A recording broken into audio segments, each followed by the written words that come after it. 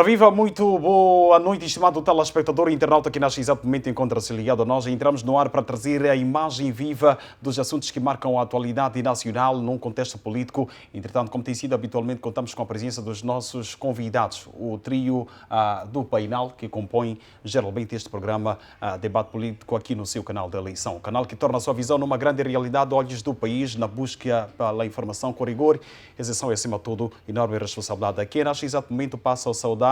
Boa noite, Dr. Camilo. Seja bem-vindo.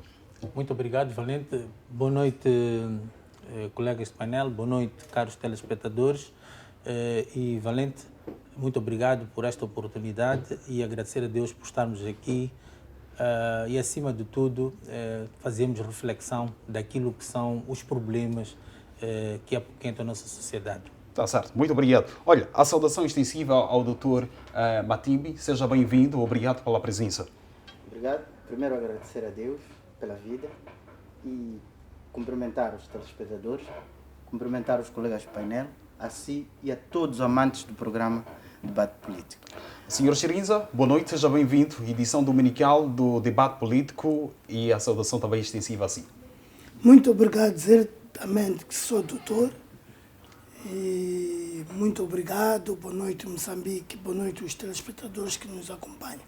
A partir de casa, bem como os internautas. Muitíssimo obrigado. Olha, está dado a saudação. Neste exato momento vamos fazer referência a alguns pontos a serem analisados na presente edição dominical do seu espaço de análise em volta das matérias num contexto político. Vamos falar sobre a leitura da sentença dos 19 implicados no processo das dívidas ocultas, se preferir o processo Querela 18/2019, que julga os 19 implicados no calote financeiro que lesou a pátria ou o Estado moçambicano na ordem dos 2,2 mil milhões de dólares norte-americanos. A destacar também a suspensão do apoio ao Instituto Nacional de Gestão de Desastres Naturais pelo Banco Mundial, uma situação extremamente complicada numa altura em que o país atravessa a época ciclónica e chuvosa correspondente aos anos de 2021 e 2022. Vamos também aqui falar dos casos, dos processos mais julgados, a destacar o contrabando como sendo um dos processos que foi mais movimentado no sistema judicial nacional. Esta é uma nota também, ou seja, é um tema a ser discutido na presente edição do programa Debate Político. Vamos para terminar até a província de Manica, região central do país, onde foi instaurado um processo criminal pela Procuradoria Provincial contra um humorista de 6 anos de idade devido, diga-se, à banalização da Polícia de Trânsito. São esses temas que nós achamos conveniente trazer assim que na presente edição do programa Debate Político, edição de domingo, aqui no seu canal de eleição. Vamos começar com o Dr. Matimbi. Estamos diante desta situação da leitura da sentença das dívidas ocultas neste domingo, por sinal, quinto dia. O que é que pode-se fazer em gesto de análise desde as audições até a leitura desta sentença que pode levar à penalização dos responsáveis por terem criado este fraude financeiro que lesou a pátria e, diga-se de forma pragmática, que levou à suspensão por um período de 10 anos do apoio ao Orçamento Geral do Estado? Bem, primeiro começar por dizer que até atingirmos este nível, tivemos erros gritantes que foram cometidos pelas pessoas que iam governando o país na época da contração das dívidas ocultas, porque, como sabemos, não se consultou o Parlamento. Quando a lei é clara nessas matérias, quando se tem que tomar decisões deste nível, é preciso consultar o Parlamento. E depois, sem se consultar o Parlamento, também quando surge esta questão sobre as dívidas ocultas, foi-se tentando dizer que não existia essa dúvida, como é sempre apanágio, é forma de estar do partido no poder. Foram dizendo que não existia dúvida, chegaram até os níveis de o próprio partido Frelimo, em sede do Parlamento, enquadrar essas dívidas no orçamento do Estado. Isto é preocupante do ponto de vista político. Depois nós vamos às questões judiciais, que são aquelas que estão a ocorrer na tenda da BO. Lá encontramos uma situação que vai ao encontro daquilo que é a expectativa dos moçambicanos nestes dias em que deve-se a fazer a apresentação dos dados e os argumentos possivelmente levarão à condenação das pessoas envolvidas neste processo, vamos ao encontro daquilo que é a justiça popular, porque a justiça popular já vem há bastante tempo condenando ou já condenou as pessoas envolvidas neste processo. O que nós estamos a perceber é que há um conjunto de pessoas que tiveram um papel significativo, um papel de grande peso neste processo e que, segundo os argumentos que nós temos a ver nestes últimos dias, nestes 4 ou 5 dias, nós estamos a ver que, de fato, estas pessoas serão condenadas e os argumentos apresentados pelo tribunal, neste caso. Sim, pelo tribunal. Ou o Ministério Público, se assim podemos considerar. As razões movidas para o processo. Sim, em ambas as partes levam-nos a pensar que, de fato, as pessoas terão as penas máximas naquilo que se prevê quanto a esses crimes.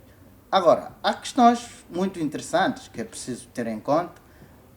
Algumas pessoas neste processo poderão ter participado sem estar a perceber os contornos desta dívida, mas o grosso das pessoas envolvidas neste processo dos 19, o grosso, tinha a consciência do que está a acontecer, por isso eu olho para o juiz, se os condenar com penas máximas, eu estarei de acordo, irei concordar com esta questão. O que a gente percebe, numa leitura que fiz hoje, percebi que o juiz reclamou porque os advogados de defesa, a maior parte deles, enviaram para a tenda da BO os seus assistentes.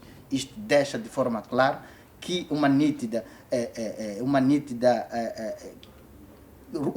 reconhecimento do fato de estes réus terem participado e grandemente no processo da defraudação do Estado moçambicano. Certo. E neste exato momento, Dr. Camilo, estamos diante desta situação em que, obviamente, já cria alguma agitação pelo facto dos próprios, diga-se, mandatários judiciais ou advogados estarem a mandar assistentes para a tenda das revelações a fim de acompanharem um processo, diga-se, de dadeira para o esclarecimento da verdade material em volta deste calote. Que análise pode-se fazer sobre o próprio posicionamento do juiz Efigênio Batista na busca, na narração das provas materiais para explicar este calote financeiro?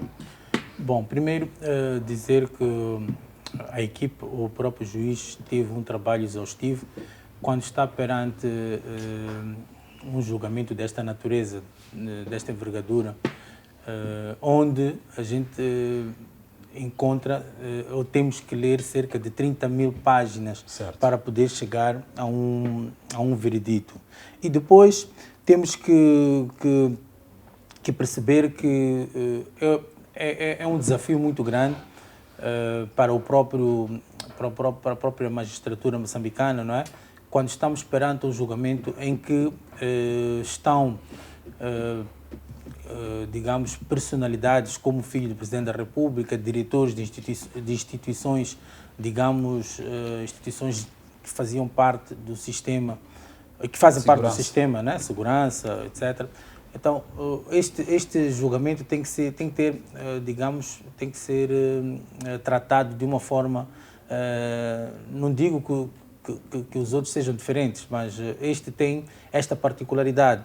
E o juiz Efigênio Batista, de certa forma, tem uma responsabilidade, digamos, a dobrar para poder desafiar tanto aquilo que são as barreiras propriamente ditas, a natureza, né, deste julgamento, como também mostrar que este sistema judiciário não está compactuado, não está agarrado ao sistema, não é?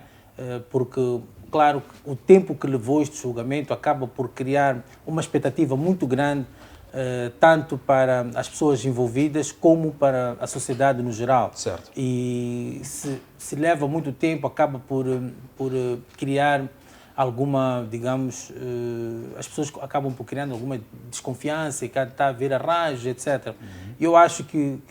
Só o facto de ter-se adiado a leitura da sentença no mês de agosto para o mês de novembro também levantou alguma polêmica.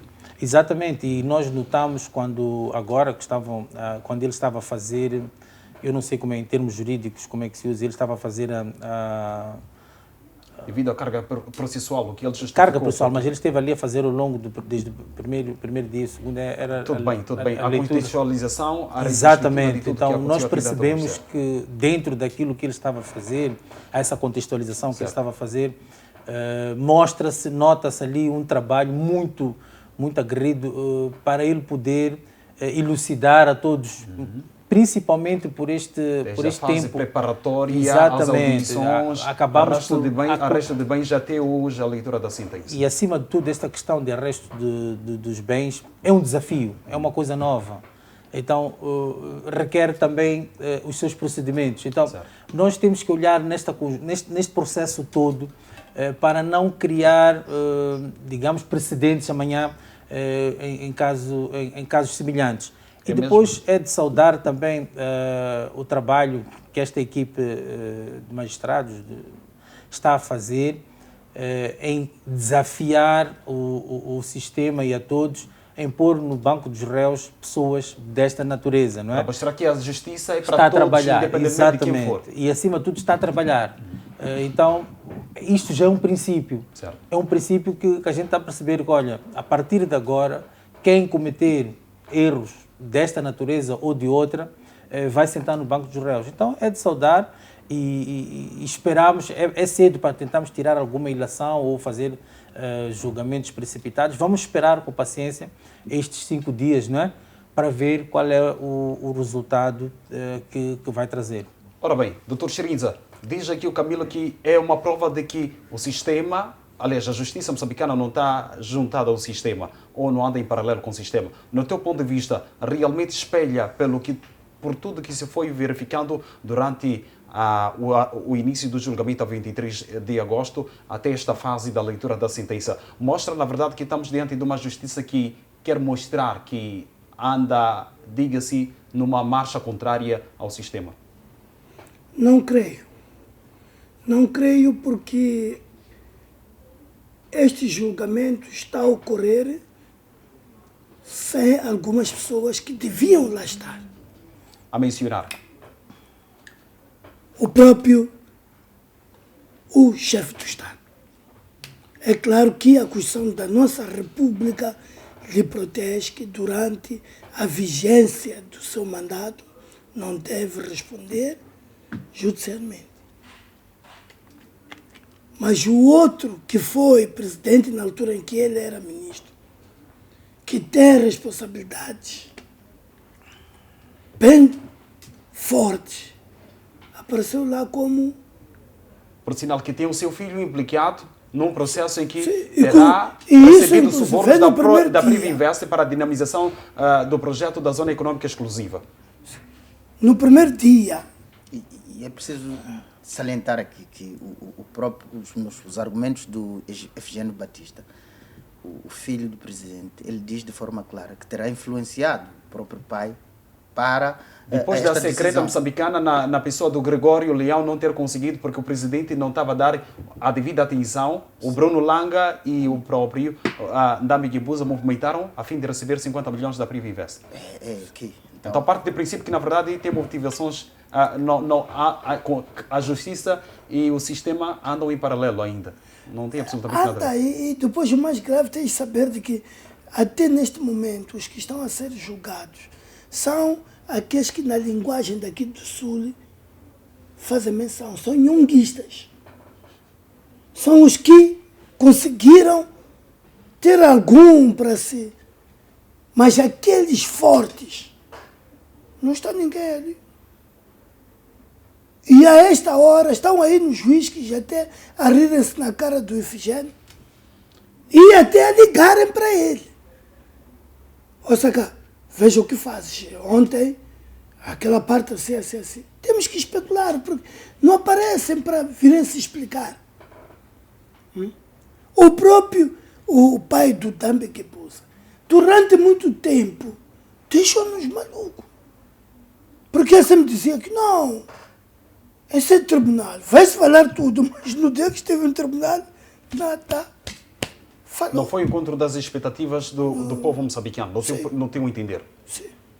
Então, é claro, o próprio Efigênio Batista é muito inteligente mas inteligente mesmo, domina as leis, mas ele tem um travão. Ele tem um travão. Certo. Assim como o exemplo também do Paulino. Tivemos um juiz chamado Paulino, no caso... Juiz Dr. Augusto Paulino, sim. Augusto Paulino, certo. Também nos primeiros dias demonstrou que eu estou pujança aqui... toda ela, mas ao longo dos dias foi sofrendo algumas limitações. É o que está a acontecer. Então o sistema ainda existe. E é difícil. Certo. E eu só digo que está de parabéns porque ele pertence a uma classe que o próprio sistema teme. Se fosse um professor ali, um simples professor, ou seja ele um docente universitário, que tem estado nas mesas, até como presidente, estaria a fazer coisas malucas. Mas como é difícil apanhar um juiz, não é difícil, nunca ouvi falar de que o juiz valente está na mesa de votos, está não sei o quê. Então é difícil manipular uma pessoa dessa. Certo. Desculpe, sei de que és professor, mas como és da oposição, até acompanhei de que recusam-lhe pagar horas extras por ser daquilo. Há um seu colega, que não vou referir o nome, que falou mesmo, diz que é passado. Por que não falas do seu colega de painel? O que ele fez do tecido dessa vez? Nada, coitado, ele está aí a chorar, não lhe pagam.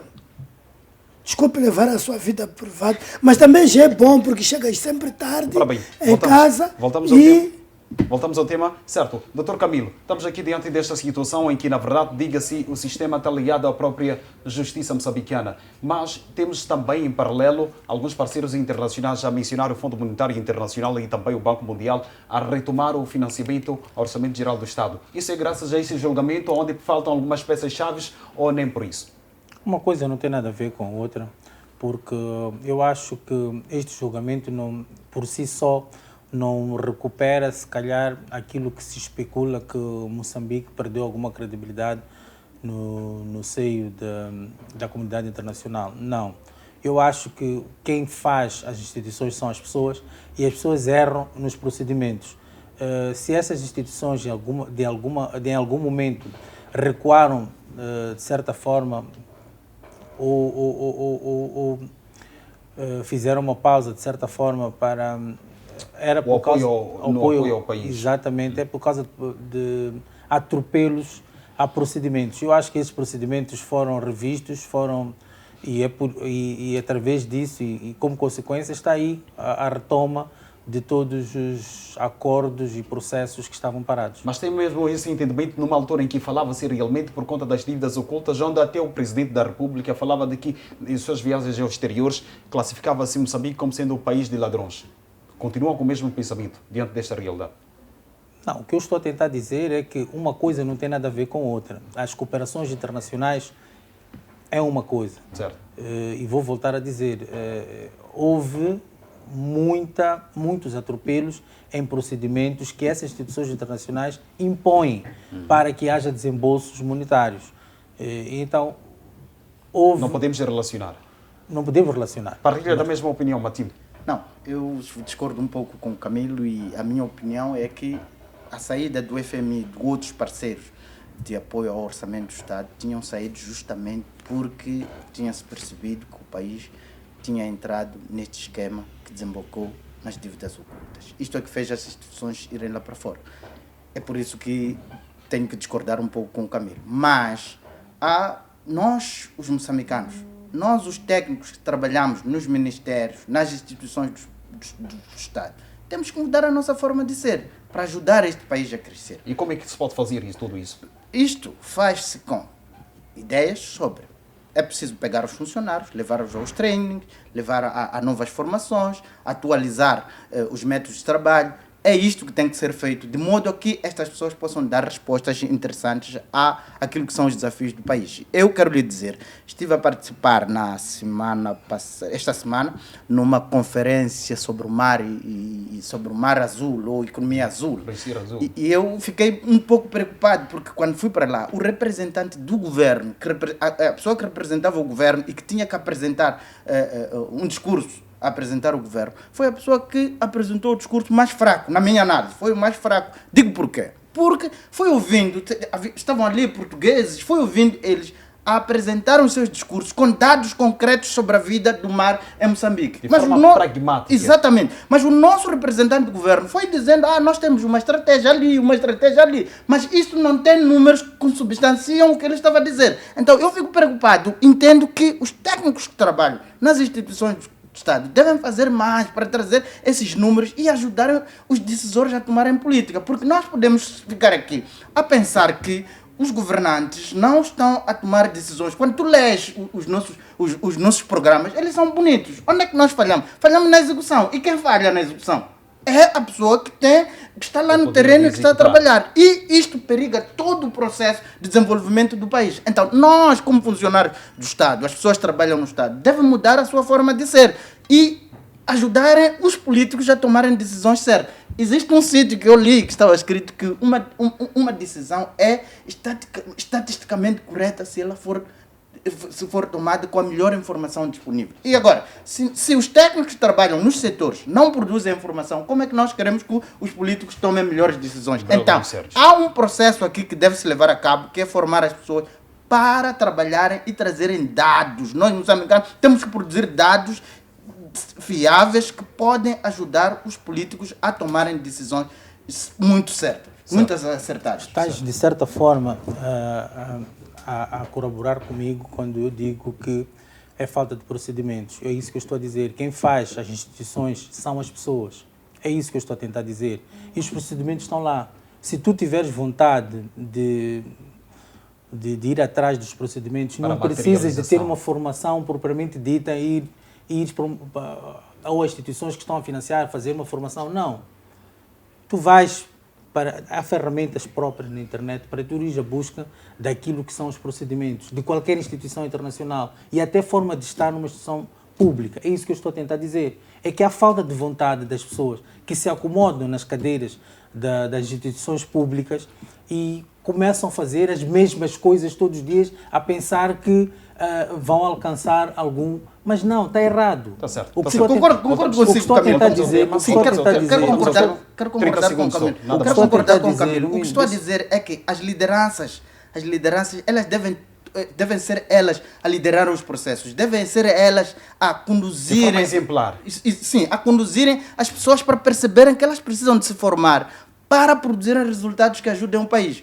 Agora, se o governante não tiver esta capacidade conceptual de desenhar projetos que ajudem esses funcionários a se sentirem pressionados, eles vão continuar a trabalhar na forma como trabalham. Vamos continuar à espera de resultados ou de dados que somos dados pelos estrangeiros. Eu vi, era interessante como aqueles portugueses que eu vi ali naquela conferência a apresentar dados sobre Moçambique. E nós não temos esses dados. Nós temos esses resultados. É preocupante, não foram apresentados. O representante do Estado não apresentou os dados. Os dados vieram de fora. É esta preocupação que eu tenho. Estamos a falar a mesma coisa. Sim, é que quando há, por exemplo, houve essa conferência que tu estás aí a dizer. Essa conferência que estás a dizer não é a primeira vez. Não é a primeira, em Moçambique é o que estou a dizer. Sim, não é a primeira vez que vejo uma situação dessas. Estivemos outra vez eu a discutir dados sobre o processo eleitoral. A pessoa que vinha do STAI era a pessoa que não tinha dados. As organizações da sociedade civil, as outras eram as organizações que têm dados. Mas quem gera o processo? As organizações da sociedade civil têm mais dados. Quem gera os processos? É a pessoa que está no Estado. Então, nós temos que mudar esta forma de estar. Temos que mudar essa forma de estar e produzirmos dados viáveis para serem usados no processo de tomada de decisão. O que estás a dizer. Estamos a falar a mesma coisa, de maneiras diferentes. Voltamos aqui ao nosso tema de painel. Vamos voltar ao tema da análise sobre as dívidas ocultas. Como é que se poderá proceder para que haja esta recuperação dos ativos, diga-se, que neste exato momento encontra-se. É totalmente complicado ter a recuperação do mesmo, porque durante a fase de arresto de bens tivemos a menos de 15%. Como é que o Tribunal ou o Ministério Público terá que trabalhar no sentido de inverter todos os bens a favor do Estado? Sim, estamos a falar, uma coisa tem a ver com o que estamos a falar há bocado. De forma pragmática. Exatamente. É difícil, não sei se o Ministério Público ou a PGR tem ferramentas para poder fazer esta distinção daquilo que foi a aquisição de bens e serviços, etc, etc. Vai apresentando, por exemplo, no caso do Ndambi-Guebuza, a aquisição de algumas viaturas. Sim, mas isso não representa, se calhar, aquilo que é o valor, o grosso do valor que estamos aqui a falar. Temos já, comprou uma viatura, foi uma transferência, aquilo que eu estive a ouvir o juiz a falar, transferências, cheques passados, mas os cheques passados não revelam, se calhar é gota no oceano. Então é isso que eu estou a falar. E olhando para aquilo que é o Ndambi-Guebuza, por exemplo, o Ndambi-Guebuza, o Bruno Langa, são, digamos, pessoas que ainda estavam a começar a vida. Entanto, como bens adquiridos, coisas pessoais, se calhar não tenho nada. Tem aquilo que, efetivamente, o trabalho que foi feito internacionalmente, de transações monetárias que foram feitas, mas o resto das coisas onde é que estão? Dificilmente. Só para falar para a gente crescida, o próprio Cipriano Sozinho Motota, todos os outros, exatamente, todos os outros os 8 também, caminhões terá vendido, aplicou numa machamba que hoje já não tem. Por exemplo, qual é a ferramenta que o gabinete, foi criado um gabinete para a recuperação de ativos. Que ferramentas tem este? Porque é um processo novo. Então nós temos que, de certa forma, não pôr a carroça à frente dos bois. Temos que criamos uma instituição. Essa instituição tem que ter ferramentas, tem que nos dizer que as ferramentas que nós temos para ir recuperar isto são estas. Certo. Se não encontrarmos aqui, o que é que a gente vai fazer? As coisas têm que estar bem claras. Nós não podemos estar a dar tiros no escuro para depois, no futuro, voltarmos a estaca zero e estarmos a criticar as instituições que foram criadas. Por isso é que estou a dizer, os procedimentos são importantes. Se efetivamente as instituições criadas mostrarem qual é o modus operandi, nós, de certa forma, não vamos apontar o dedo amanhã. Tem que haver um trabalho multissetorial a fim de esclarecer tudo isto. Exatamente. Então estamos diante de um caso do Dr. Chirinza que ainda tem muitos episódios para serem narrados. Temos. Estava-se a falar... Não será só a sentença que irá ditar tudo. Há muita coisa aí, muito trabalho. Há muita coisa. Há muita Estava-se a falar há bocado aqui de que ficaram chocados por serem os de fora a trazerem dados de Moçambique. Eu só quero, antes de entrar nesse assunto, referir-me de que tudo o que acontece no território da República de Moçambique, nada já foi despolitado internamente. Inclusive tudo as dívidas vem de ocultas. fora. Na tentativa de espoletar algo internamente, que é o TSU, estou. Então é bom continuarmos assim, não resta que sejamos nós a despoletar. Porque qualquer tentativa dá errado. Então o que tragam? Hoje está a decorrer este julgamento, esta leitura da sentença. Vamos descobrir daqui a 1, 2 meses de que tudo que o Efigênio andou ali a ader não foi, ele foi instruído. Tudo que está-se a falar de arrestar-se, não arrestar-se, foi ocultado 50% ou 60%. Esse gabinete que foi criado não consegue dar passos porque tem recebido chamadas de alguém hierárquico. Então, tudo que nós tentamos fazer aqui internamente, é mentira, não está nada certo. Se até o próprio exame que está sendo feito aqui internamente, está a dar errado, o que é que esperas de um país assim?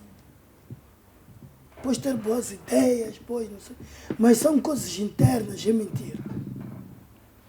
Perfeito. Partilha da mesma opinião, Dr. Matimbo. Internamente, despolitar-se casos, mesmo a dívida oculta ou as dívidas ocultas foram despolitadas num contexto internacional. Internamente, há-nos muitas dificuldades. A nossa secreta, me parece que mais do que trabalhar numa vertente de realmente trazer informações cruciais, tem essas fragilidades, de tal maneira que perde para um contexto internacional, com a entrada, talvez, também desta organização que esteve na linha da frente na busca pelas provas em volta deste calote financeiro. Sim, mas a Kroll, neste caso. O que eu queria dizer é que esta coisa é preocupante.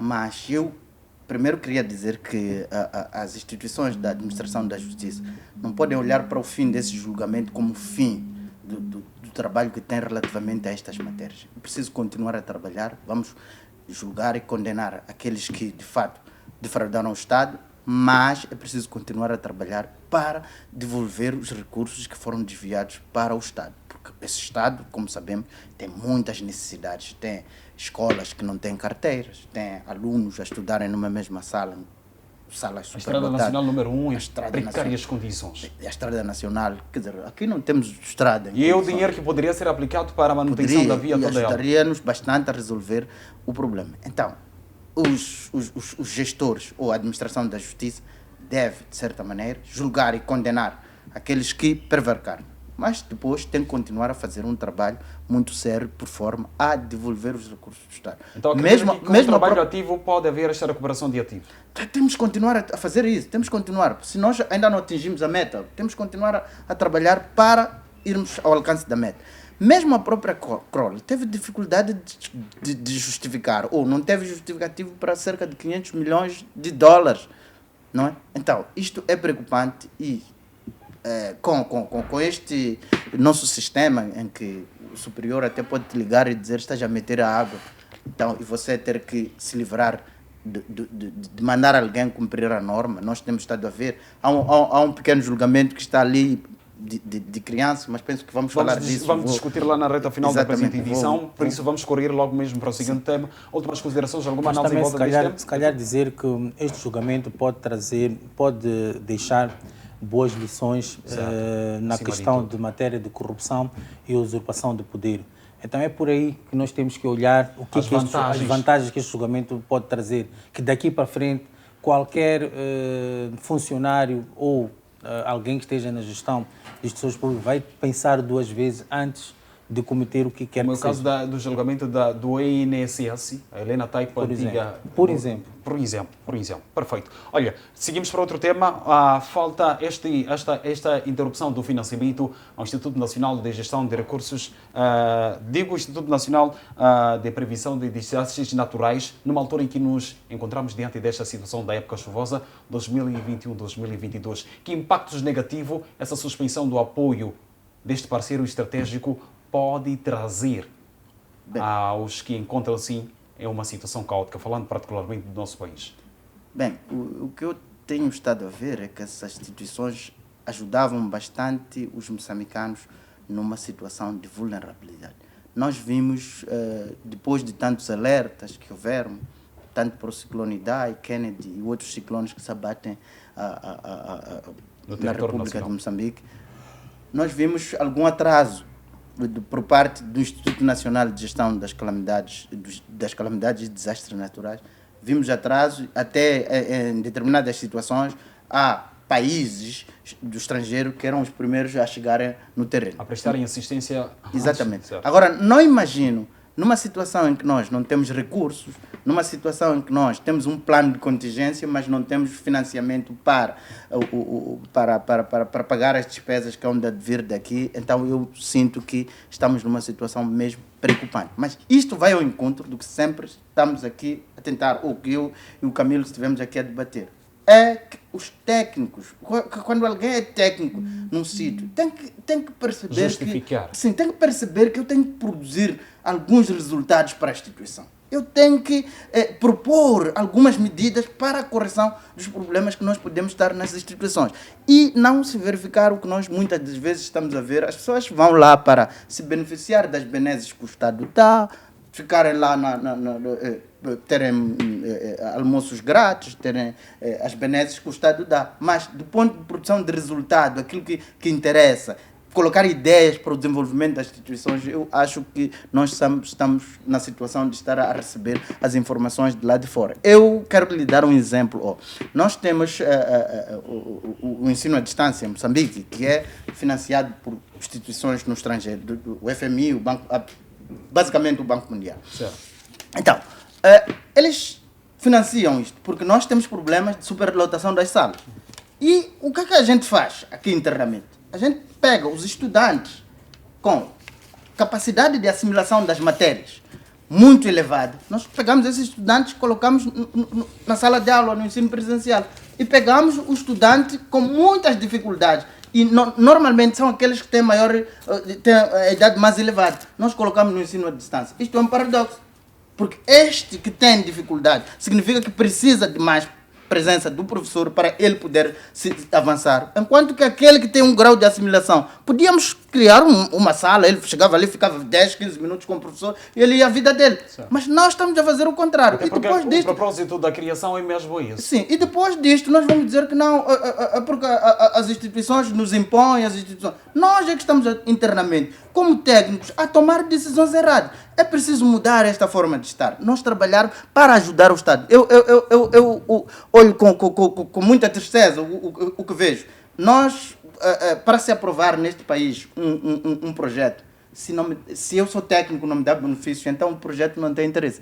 Só quando me dá benefício é que tem interesse. Quando é para ajudar os moçambicanos, não tem interesse. Por isso que, desde lá do topo dos governantes, todos nós estamos lá no gás, estamos a correr para o gás, estamos a querer ver qual é o benefício. Reabilitar a Estrada Nacional número 1, que isto ajudaria milhares de moçambicanos, nós estamos lá. Reabilitar, colocar ponte num sítio, isto, aquilo que ajuda o povo, nós estamos lá para... Nós estamos concentrados naquelas questões que vão dar benefícios diretos. Isto é preocupante, temos que mudar, todos como moçambicanos, mudar essa forma de estar. E ajudarmos.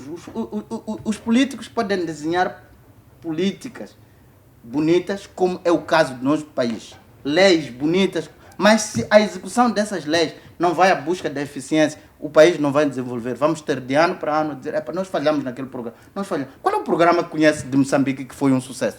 Eu tenho dúvidas, não me lembro desse. Os programas da agricultura, o programa da Revolução Verde, do presidente Guebuza, onde é que está? O Sustenta agora pode estar a mostrar que está a dar resultados muito interessantes, mas quando o Celso Correia passar a cidadão, deixar de ser ministro, nós logo imediatamente teremos o Sustenta e diremos que foi um fracasso. Quer dizer, nós vamos estar de programa em programa a inventar todos os dias. Temos que ter um programa do país para levar o país para frente, onde todos nós participamos. Participou o Xerinos, participou o Camilo e eu também. Estamos todos juntos a pensar no país nos próximos 30 anos. Isto falta muito neste país. Certo. Dr. Camilo, partilha da mesma opinião, esta falta de partilha de ideias diferentes para a dinamização de várias atividades que dizem respeito ao povo moçambicano, partindo de princípio a esta suspensão do apoio ao INGD? Eu estava aqui, fiz assim um TPC, uma cábula, em que, por exemplo, este fundo criado, né, nos termos dos números 3, 5 e 6 do artigo 2 do decreto número 53 de 2017, de 18 de outubro, que constitui o Fundo de Gestão de Calamidades e aprova o respectivo regulamento conjugado com o artigo 2 do Diploma Ministerial de número 96 de 2019, de 7 de agosto, que aprova o Manual de Procedimentos Administrativos, é isso que estamos a falar, certo, não é? E financiamentos do Fundo de Gestão de Calamidades. A aquisição de viaturas e obras não são despesas elegíveis para financiamento do Fundo de Gestão de Calamidades. Então, se esta instituição foi criada e isto está lá bem vincado, que, senhores, não é para, este fundo não é para comprar viaturas, nem para apoiar infraestruturas, né? Certo. Como é que tu, com o financiamento do Banco Mundial, justificas compra de uma viatura e financiamento de uma infraestrutura? Quer dizer, então estamos aqui perante a pessoas que estão a sabotar a gestão. Isto que está a falar... A compra de viatura dá resultado direto a mim. É por isso que nós temos que comprar viatura. Porque isso como dá estava a dizer o Matinho, que estava a dizer que as pessoas que estão nas instituições de Estado não vão aos procedimentos. Isto para mim, estou a repetir isto em todos os programas. Eu acho que o Estado, a gestão das instituições públicas estão a ser sabotados pelos técnicos. É que não é possível que um técnico que faça um orçamento ou que faça um justificativo para uma instituição que desembolsou um valor, ponha naquela justificação coisas que são restritas, quer dizer, não podem fazer parte. O mesmo é que se diz sobre o salário do Antônio Carlos do Rosário nas empresas Proíndico, Mama e Ematum. 400 milhões de meticais e aquisição de viaturas, gastou-se todo esse dinheiro em tudo isso. Eu espelho, péssima gestão. Então, eu acho que chegou a altura em que as instituições de Os digamos, técnicos.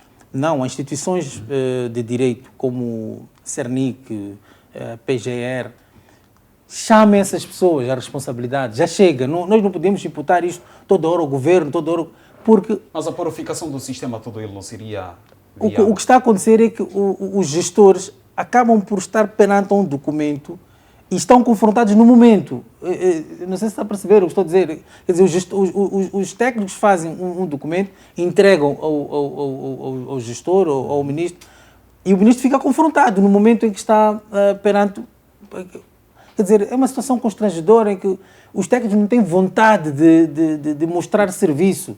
Então eu acho que chegou a altura de que este tipo de erros temos que dar um basta, não faz sentido. Por causa disto, o Banco Mundial está a pôr em causa um outro desembolso.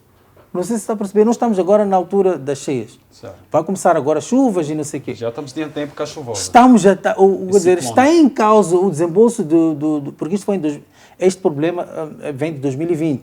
Então, o plano 3, quer dizer, 20, 21, 22 agora, que é o terceiro desembolso, não é, do valor, está condicionado a isto. Quer dizer, não sei, estás a pôr em causa um processo de governação por causa de um técnico que negligência de um técnico, exatamente. Então chega, vamos lá dar um basta a isto. Mas esse técnico, Camilo, faz parte desse sistema que estamos a falar dele. Mesmo a ser eu não estou a generalizar a coisa, não sei se está a perceber, estou a responsabilizar. Você trabalha numa instituição em que eu sou o chefe, você tem que me apresentar coisas. Eu tenho que te responsabilizar, não posso passar panos quentes em ti. Se você não serve, sai-me. É isso que eu estou a tentar dizer. O chefe também está dentro. Pronto, se tu queres ir a esses detalhes, eu não estou a ir por aí. Eu não estou a ir por aí por conivência, não é isso que eu estou a ir.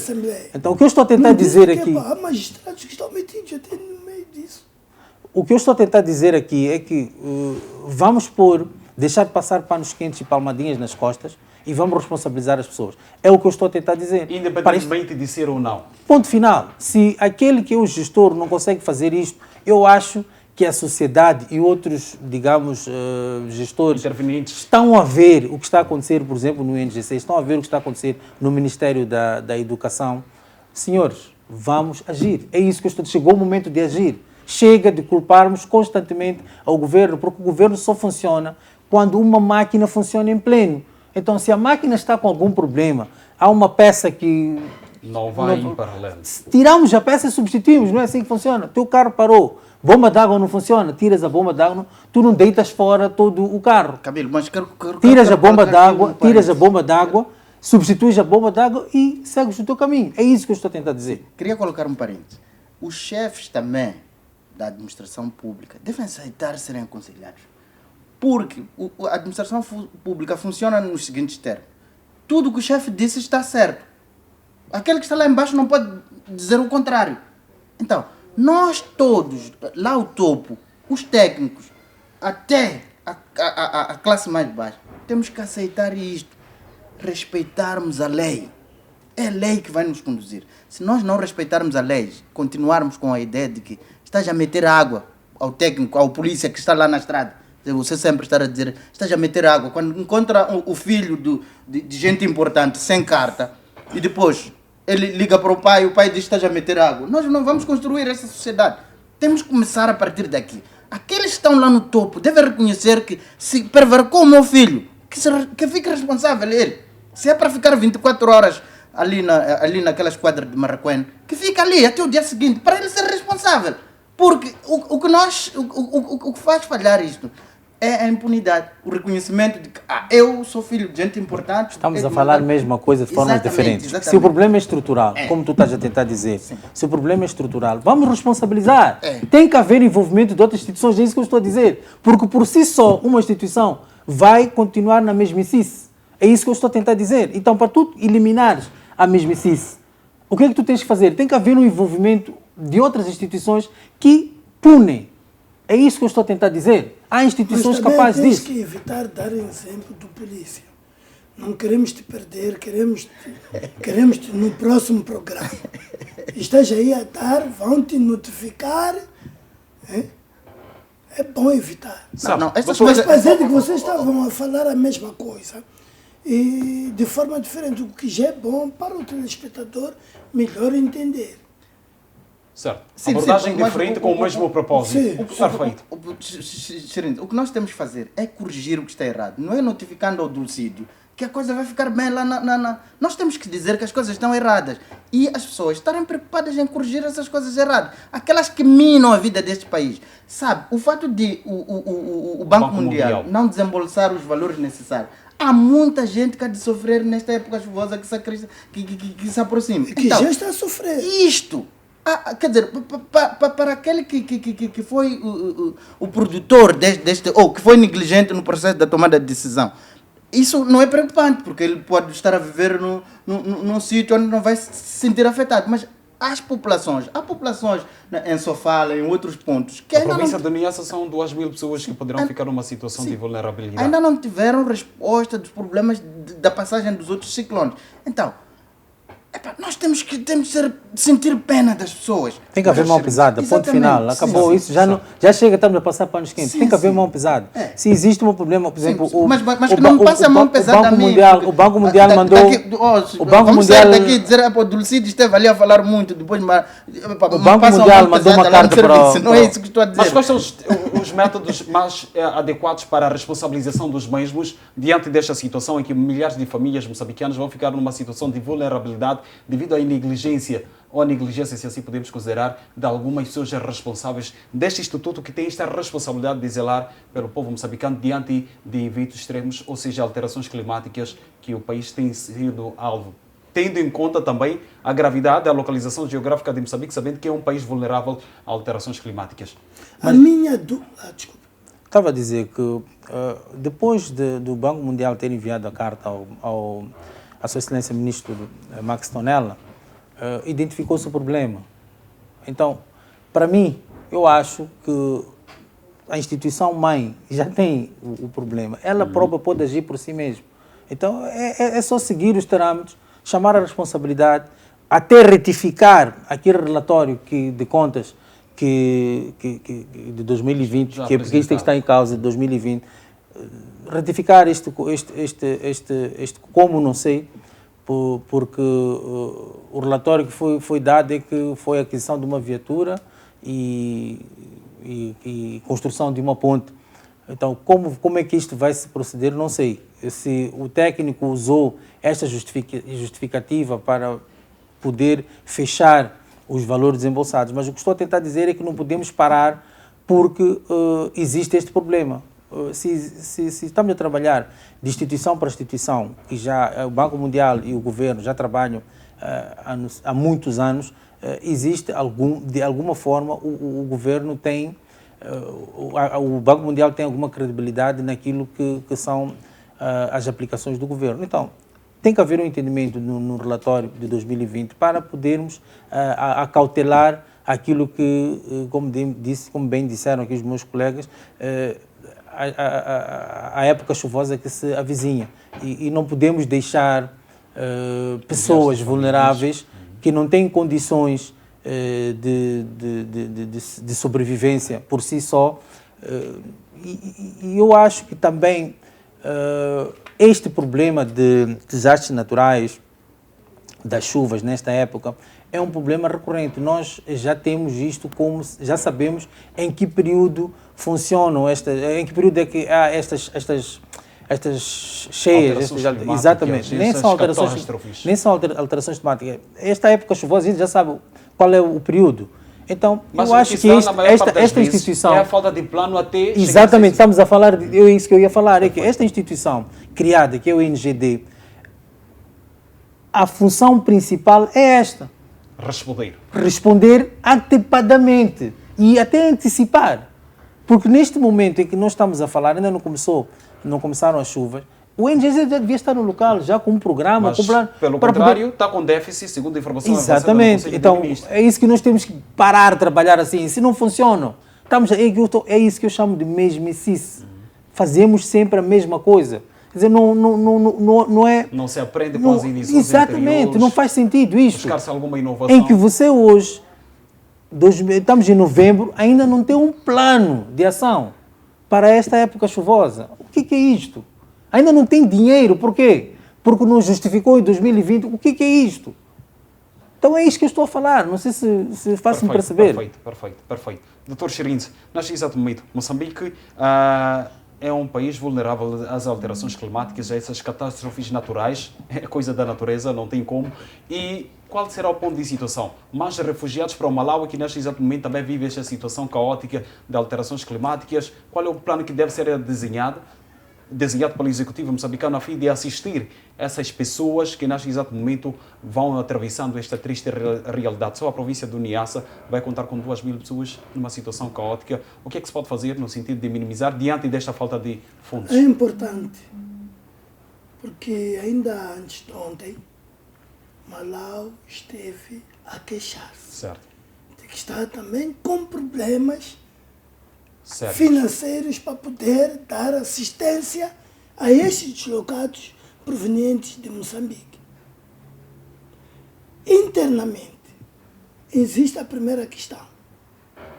No ano 2021, aprovou-se ou não um orçamento para responder a essas situações climáticas?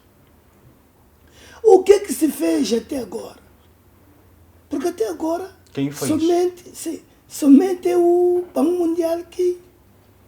Mas sabe, quando houve aquela... Foi Kennedy, né? Idai. Houve muita solidariedade. Ainda não apareceu. Mesmo o plano de reconstrução da província afetada, a província de Sofala, a cidade da Beira em particular... Eu semana passada estive lá, está ali. Kennedy em Cabo Delgado também a situação continua sendo a mesma, que vai se agravando com o cenário de terrorismo. Então, parece-me que não temos instituições sérias. Porque, como estava a dizer os meus colegas, havendo instituições sérias, podia haver responsabilização. Só que nessas situações em que os técnicos andam a prevaricam sobre a anuência dos próprios chefes, não sabemos como proceder para haver responsabilização. Porque o próprio técnico faz o que faz com a anuência do próprio chefe. Isto é um sistema. Aquilo que de outra vez apareceu o MDM a dizer, temos que dar um restart a este país. Porque há muita coisa que está torta. Certo. O que é que se pode esperar dos próximos dias diante desta realidade? Eu vejo pessoas mergulhadas em grande sofrimento, vejo pessoas a não ter recursos para enfrentar o próximo tempo chuvoso, vejo as pessoas... E este impacto não será só depois, na época chuvosa, também será depois, a fome. Sim. Acima de tudo, porque é durante a época chuvosa que procura-se plantar alguma coisa, e os impactos podem ser demasiados, já lá para os meados do ano. Sim. Sem capacidade do NGD de dar assistência ou minimizar, como tem sido feito nos outros anos, nós teremos uma população no meio de grande sofrimento. O que se pode fazer agora é encontrar mecanismos para minorar o sofrimento do povo. Mas a grande coisa que tem que se fazer é tirar lições desses nossos pequenos erros e partirmos daqui para frente para fazer coisas certas. Desculpe, não são pequenos erros. Desses nossos erros. Tá. E partirmos para uma situação em que nós vamos fazer as coisas certas. Não podemos continuar a ser aquele país que tem todos os anos os mesmos problemas, os mesmos procedimentos. Nunca surpreende pela positiva. Tem que haver uma mudança. Ser Moçambique, produtor de gás, que é visto no mundo e que tem uma estrutura de gestão, uma estrutura de implementação que se pode invejar. Agora, nós todos estamos a ser os maus, estamos a ser retirados de financiamento porque não respeitamos os procedimentos, estamos a ser retirados de financiamento porque somos um país corrupto. Isto é preocupante, Então, nós como sociedade, temos que mudar todos. Mas há uma grande responsabilidade aqui do Partido Frelimo, tem uma grande responsabilidade do Partido Frelimo. É que está a governar este país, o Partido Frelimo é que é, nesta altura, o maior prevarigador. Então, as pessoas lá em casa devem olhar para isto com um pouco de cuidado e acreditarem. Eu devo acreditar. Há uma malta jovem interessada em mudar o curso deste país. E esta malta jovem, os moçambicanos devem dar oportunidade para estes jovens mostrar que têm capacidade de reverter a situação no país. A alteração do poder é a altura neste exato Sem momento dúvidas, ideal. sem dúvidas, sem dúvida. O maior problema, tenho aqui os meus colegas, não é a ideia de que tem que desaparecer os xerinhos ou tem que desaparecer o Camilo. Não, não. Nós temos a ideia de que todos temos que nos envolver no processo de desenvolvimento do país. E só assim podemos crescer. Quero lhe dizer o seguinte, até Deus fez um jardim. Lá no jardim tem diferentes flores. Significa que para que aquele jardim fique bonito é porque tem as flores diferentes. Então, nós temos que encontrar aqui em Moçambique uma forma pacífica de viver. Eu, o Xerinza, o Camilo, e vivermos todos e desenvolvermos esse país. Mas tem que haver abertura de Partido de Frelimo, que é integrar os outros setores da sociedade e não ver os outros setores da sociedade como elementos nefastos, porque é esta a visão que nós temos. Aquele que está contra nossas ideias, então este não merece a vida, não merece trabalho, não merece não sei quantos. Não podemos ir por esta via, porque se nós nos juntarmos, podemos transformar este país num Qatar que está a fazer coisas bonitas agora, nesta altura. Perfeito. Qatar, coisas bonitas, mas também com algumas imperfeições. Enfim, somos uma sociedade por conta das nossas diferenças. Alguém queira acrescentar algum ponto em volta deste assunto? Podemos começar? Perfeito. Olha, nós exatamente saímos ao encontro de uma curta pausa, retomamos dentro de alguns instantes com as notas por analisar ainda na presente edição dominical do seu espaço de análise em volta das principais matérias que marcam o contexto político nacional aqui no seu canal da eleição. Boa noite, até já.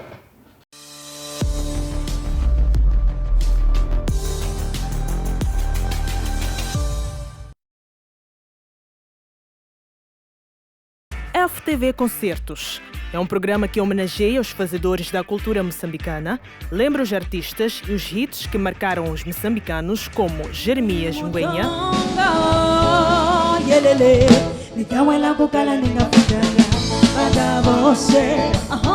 Stuart Sukuma,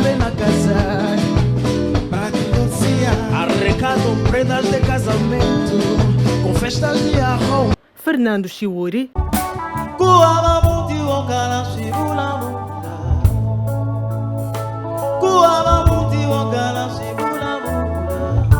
e muito mais. Não perca o programa FTV Concertos todos os domingos pelas 15 horas aqui na FTV.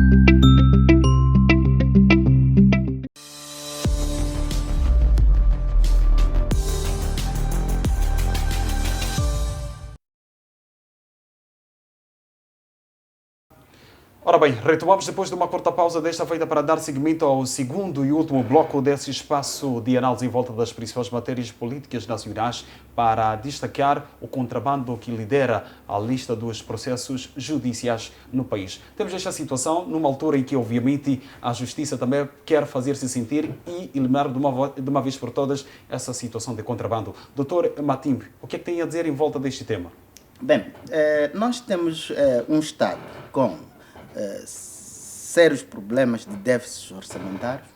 Enquanto nós tivermos um contrabando nas escalas ou no nível em que o país se encontra, nós teremos problemas para ter receitas financeiras que ajudem o país no seu desenvolvimento. Daí que é preciso e é pertinente esta colocação, é preciso que a gente evite, é preciso que haja complementaridade entre as instituições no sentido de se evitar e direcionar os recursos do Estado para que eles sejam utilizados para minorar os nossos déficits orçamentários. Daí que eu tenho que me congratular e olhar para isto positivamente.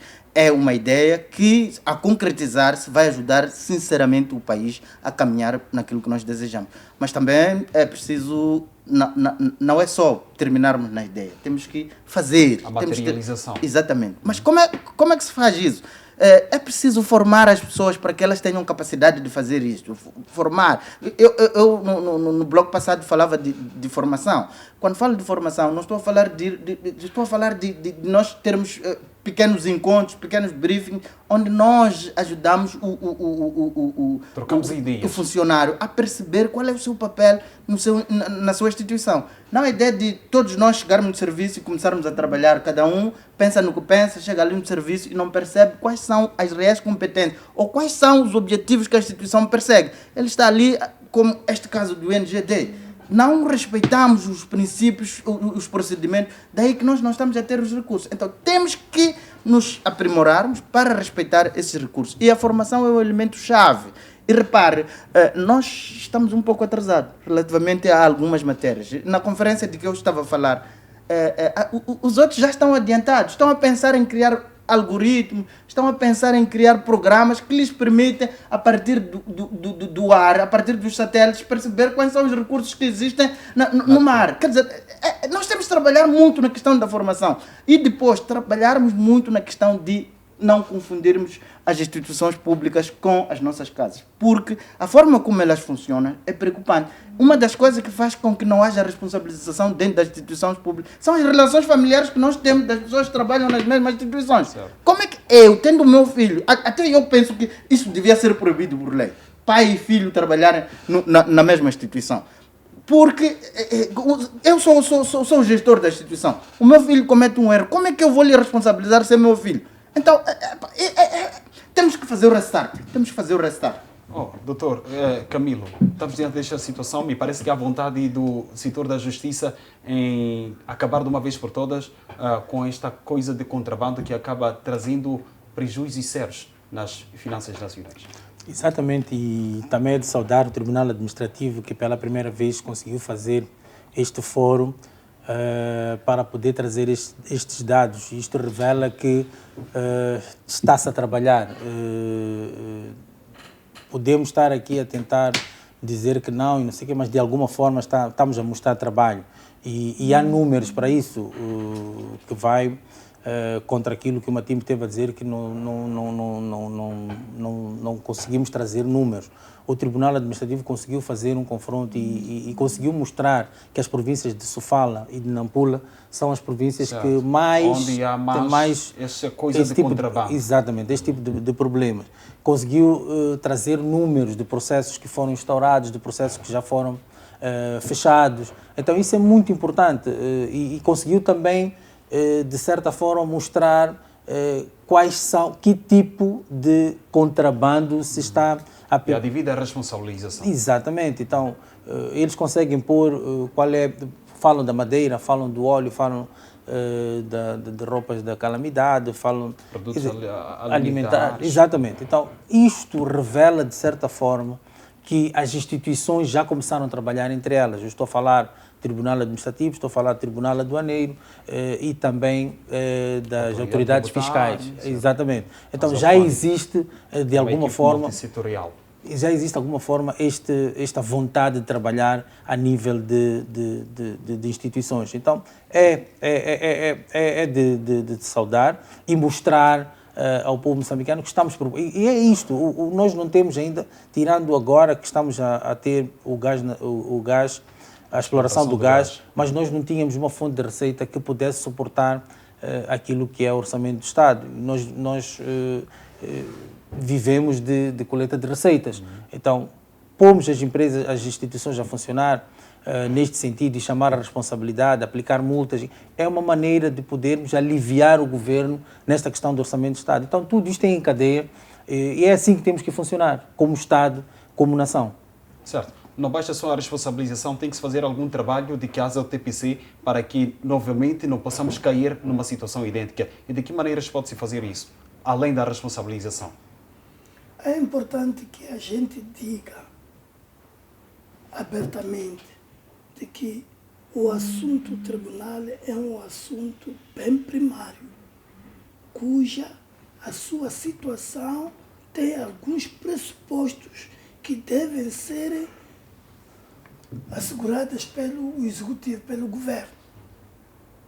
Se a pessoa esteve envolvida na caça furtiva, é um exemplo. É porque precisa de comer. E para comer é preciso dinheiro. Esse dinheiro pode, inclusive, ter sementes para produzir algo para comer. Mas na República de Moçambique, o governo nem está aí. Então são normas tomadas no sentido só de justificar o quadro executivo, mais do que atender também, talvez, o que possa ter levado a estes erros. Torna-se complicado. E eu não vejo, porque coitado dos tribunais, eles estão a fazer a sua parte. Mas é preciso que esta sua parte esteja complementada. E para estar complementada é preciso haver ações. É preciso haver ações. Certo. E quando houver ações, sempre teremos este problema. É que uma província tem mais números de casos a serem julgados ou julgados em detrimento do outro. Veja só que há coisas que acontecem que nós nunca tínhamos pensado. O crime de rapto de pessoas. Nós nunca tínhamos pensado, porque para nós essa coisa de rapto é coisa de outros níveis. Rapto é roubar pessoa. Você conseguir roubar de aquilo, Matinho. Você nem sabe como é que ele foi criado, como é que ele foi posto ao lume. Estás a levar problemas terríveis para a sua casa. Mas aqui em Moçambique é muito normal. Muito normal o vídeo que foi raptado o xerife. Como? Roubar pessoa. Alguma coisa deve ser feita. Sim, mas essa coisa deve ser feita pelo executivo, pelo sistema. Está certo. Passamos para outro tema, só para fecharmos, já não temos tanto tempo assim. Temos este caso do jornalista e seu e membro da família, ou alguns membros, parentes próximos, que foram levados à barra da justiça por incinerar assim que é, um ato de corrupção da polícia de trânsito. Jovem não, vou mais longe. Criança de 6 anos de idade. É uma forma de privar, diga-se, conteúdos, diga-se, de arte, ou mesmo houve alguma banalização da polícia de trânsito neste vídeo que tem circulado nas redes sociais? Olha, esta questão de dizer que houve banalização é igual àquela questão que costumamos, quando estamos em debates assim, não, você está a fazer um aproveitamento político. O que é aproveitamento político? Eu não sei o que é isso. Para nós não ser aproveitado do ponto de vista político, o que nós temos que fazer é agir de forma certa. Não seremos aproveitados. Agora, aqui dizer que a polícia foi banalizada, eu não vejo nenhuma banalização. Vi 3 crianças naquele vídeo que estiveram quer dizer, de forma satírica, elas apresentaram uma realidade que nós vivemos aqui no país, porque aquilo é realidade. Negue quem quiser, que diga que as pessoas estão a ser banalizadas, mas aquela é uma realidade que se vive neste país. E todos nós sabemos. Não há um moçambicano sequer que não sabe. Pode vir um espanhol, um português que não sabe, mas nós que vivemos nesta terra sabemos, aqui vive-se daquela forma. Então, qual é o problema? Eu não acho que haja necessidade de o tribunal ou a procuradoria lá na província de Manica preocupar-se muito com esta questão, porque há muitos problemas que necessitam de magistrados para acompanharem, para obrigar. Eu lhe digo que tem a tentativa de reabilitar a estrada que dá Matolagar, na zona chamada Mafreire. Nós estamos de ano em ano a tentar reabilitar. Só este ano é que estou a ver uma reabilitação de raiz verdadeira, mas nós estamos há ano a meter pedras, a meter não sei quantos. Ao longo da Avenida Josina Machel. Sim, as procuradorias deviam estar preocupadas com isto e perceber o que é que realmente está a acontecer naqueles locais, do que ir buscar 3 crianças que apresentaram um vídeo que transmite a realidade do nosso modo de viver. Dr. Camilo, houve alguma transgressão, talvez, do princípio banalização, de forma dita, da corporação, falando particularmente da polícia de trânsito?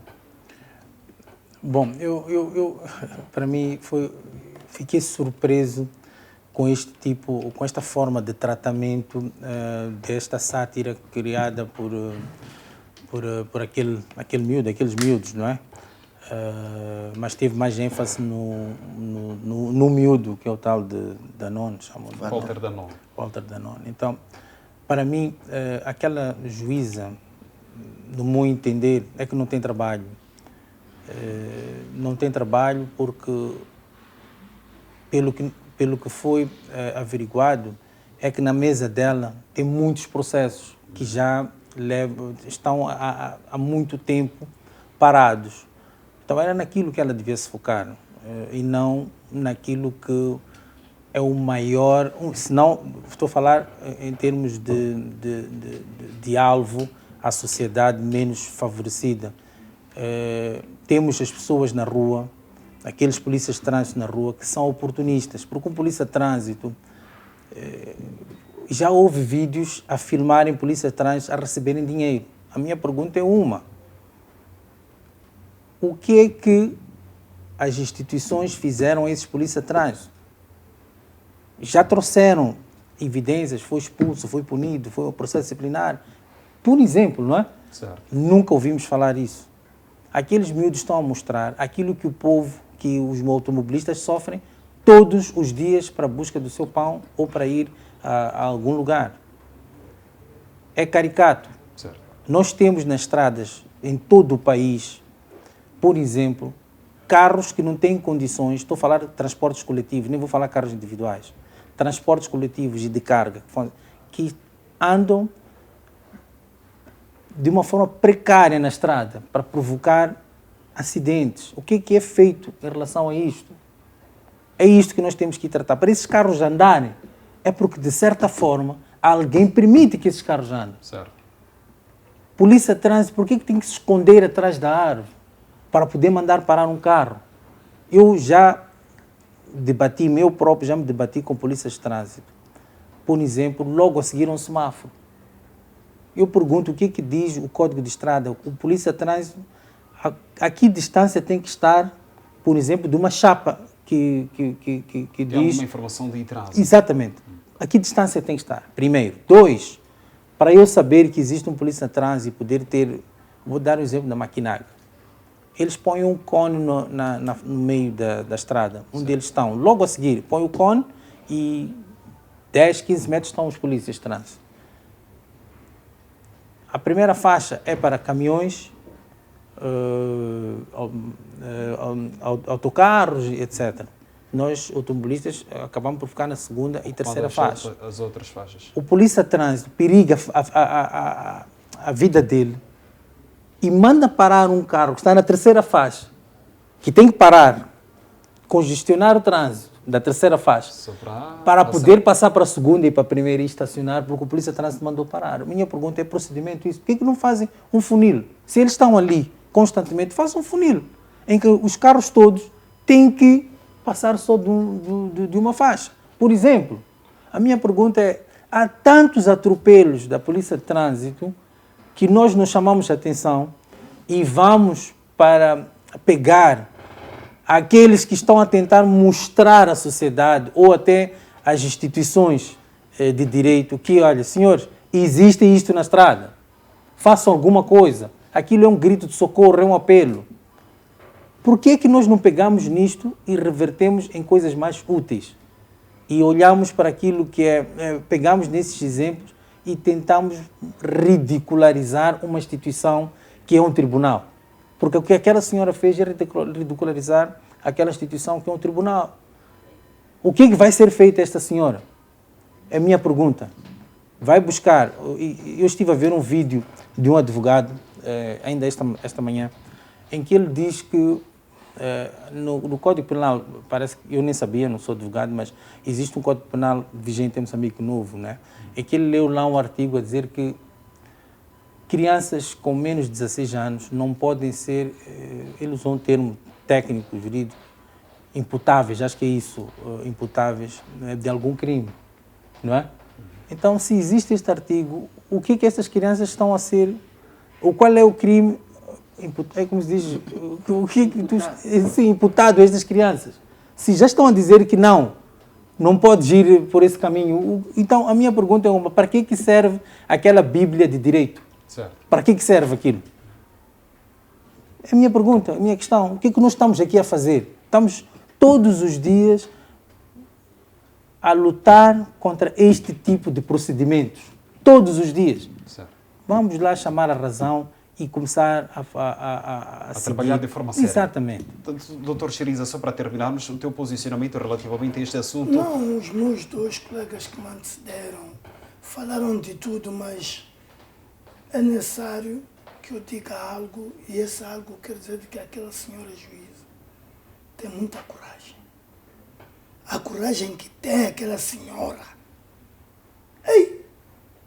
Saiu mesmo de casa, tomou banho, usou pasta dentífica cara, arranjou prótese e tudo, entrou dentro do carro para ir sentar, fazer Instauraram sentar. um processo criminal contra menores de idade. Ei! Mas esse menor, que o Deus o tenha, o pastor Tito, aquele que fazia a dupla com a Calé, Caleno. já interpretou uma coisa idêntica daqui. Por que aqui no Maputo não foi? É por isso que essas coisas também têm zonas. Tem zonas. Tem zonas. Enfim, se fosse para atribuir alguma nota à responsável, qual nota daria? A juíza? Sim, de 1 a 10. 0,0. Doutor Matimbe, alguma nota? Alguma nota que eu darei a ela, talvez voltar aos bancos da faculdade. Voltar. Doutor Camilo da Silva, alguma nota ou ficamos assim? Para mim, é aquilo que eu digo. Que até eu, que sou leigo em matéria de direito, se calhar faria melhor. Enfim. Estimado telespectador, muito obrigado pelo carinho da vossa audiência. Quero também agradecer ao meu trio de painelistas que estivemos hoje aqui a analisar alguns casos de enorme relevância num contexto político nacional. Foi um prazer imenso ter estado na vossa companhia. Voltamos a cruzar-nos numa próxima oportunidade. Votos de uma excelente noite dominical e bom início de mais uma semana laboral.